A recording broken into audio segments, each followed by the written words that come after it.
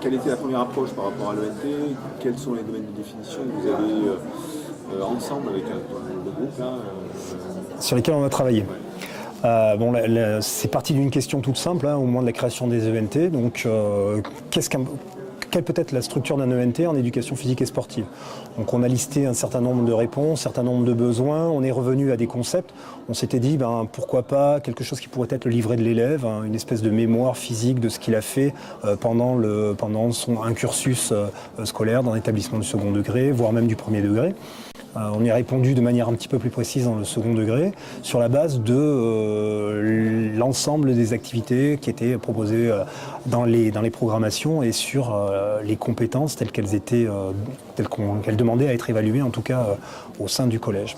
Alors pour ça, on est arrivé à déterminer ce qu'on appelle une brique ENT, dont la vocation est d'alimenter un certain nombre d'applications et surtout de tenir compte du fait qu'une des particularités des profs d'éducation physique, c'est d'être sur le terrain sans avoir la possibilité d'être connecté à Internet dans l'exercice de leur profession.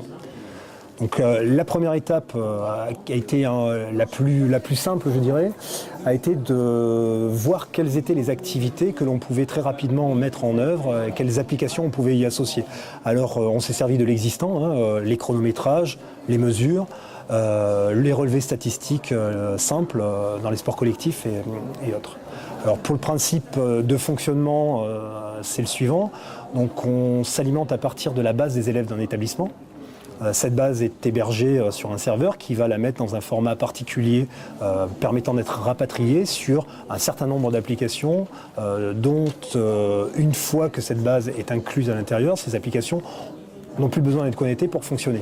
Alors c'est extrêmement intéressant pour nous parce que ça veut dire qu'on peut démultiplier par exemple l'usage de cette application dans l'espace, faire plusieurs ateliers, avoir plusieurs épreuves en même temps dans la même séance, dans la même leçon, responsabiliser les élèves parce qu'un des points sur lesquels on était extrêmement attentif, c'est qu'on ne voulait pas que le professeur soit détenteur uniquement du travail numérique, donc donner aux élèves la possibilité d'avoir un format sur lequel ils travaillent. Donc on a transformé les tablettes en chronomètres géants, en tablettes de relevé de données pour les sauts, pour les lancers. Pour les sports collectifs, la possibilité de prélever des statistiques sur la vision globale de ce que pouvait être le jeu, de travailler à deux entre un observateur et celui qui saisit. Faire ça sur un temps où effectivement le professeur n'était pas connecté, ou en tout cas la tablette n'était pas connectée, et à la fin, rassembler ces données, quelle que soit leur provenance, dans un espace commun et les faire apparaître en ligne. Alors pour les professeurs dans un espace spécifique à la classe, où il a la liste de ses élèves et peut analyser le travail de chaque élève individuellement, et pour chaque élève dans un espace spécifique à ce qu'il a fait, à ce qu'il a réalisé, où il travaille uniquement sur ses données personnelles. Et donc au quotidien, par rapport à l'usage, ça démarre, ce genre d'usage, c'est développé, il y a des petits retours un peu? Oui, alors donc dans les établissements, il faut tenir compte, il y a un fait important. Un élève, il a besoin de connaître son résultat. Voilà. On a misé sur la connaissance du résultat. Quand on a fini une prise de perf ou n'importe quoi, la première question qui nous est posée, c'est « Monsieur, j'ai combien ?» Alors si ce n'est pas « j'ai combien », parce qu'on va faire attention avec l'histoire de la note, parce qu'on a quand même des conceptions pédagogiques maintenant autour de la note qui commencent à un petit peu évoluer, c'est « Est-ce que je me suis amélioré ?» Et donc, moi, j'avais un sérieux souci, c'est que j'étais capable de le dire, mais je le disais toujours de manière un petit peu volatile, pas vraiment concentrée sur ce que j'avais. Là, la réponse, en fait, je la lui fais lire, je la lui propose. Donc, je lui ai expliqué quel était le cheminement.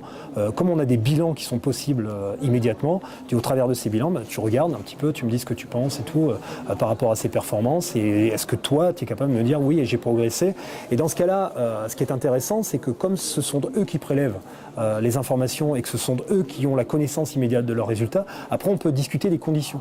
C'est-à-dire qu'on parlait à l'instant de l'absence de notes et tout ça.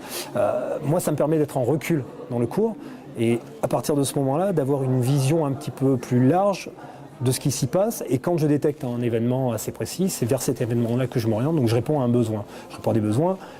Et petit à petit, je réponds aussi à des demandes. Donc la transformation, elle est là, l'usage, l'intérêt, il est là, c'est qu'on se décharge, on met à disposition des résultats.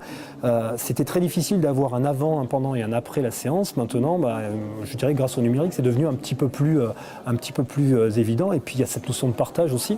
puisqu'on s'est rendu compte que le soir à la maison, moi j'ai en réunion parents d'élèves, quand j'ai pas un parent qui s'assoit devant moi et qui me dit bon alors qu'est-ce que vous faites avec des tablettes en cours parce qu'il n'arrête pas de me parler de tablettes, il y en a d'autres qui me disent j'ai vu ce que vous faites, il m'a montré ce qu'il faisait.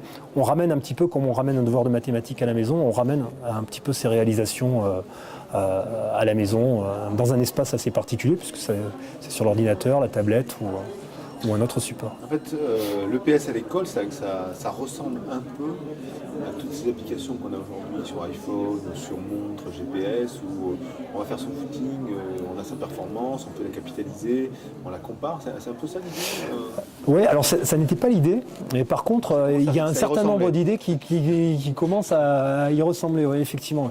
Oui, on se pose pas mal de questions. Il y a une chose qui nous paraît importante, c'est on subit un petit peu le discours de Marcel Lebrun, par exemple, sur la pédagogie inversée et tout ça. Et on se dit, pourquoi pas faire de l'éducation physique et sportive en dehors du cours d'éducation physique et sportive. Donner, par exemple, accès à cet espace à partir d'applications simples et appréhendables par les élèves, donner accès à cet espace en dehors du cours de PS. Par exemple, moi il m'est arrivé d'avoir des élèves me dire à l'issue d'un cours où on avait travaillé sur la course, la régularité, et où eux pensaient être incapables de faire un certain nombre de choses, en leur donnant des indicateurs de progrès et de performance, de dire bah, écoutez monsieur, moi j'y suis allé le week-end dernier, on a été courir, on était tous les quatre, voilà, on a fait 3 tours de parc et tout ça, et je trouvais intéressant la démarche, me disant bon ça a déclenché quelque chose, est-ce qu'il y a un moyen de le poursuivre? Et c'est vrai que les applications que l'on peut trouver sur les smartphones disponibles, donc dans un cadre par contre privé, mais qui effectivement renvoie vers un cloud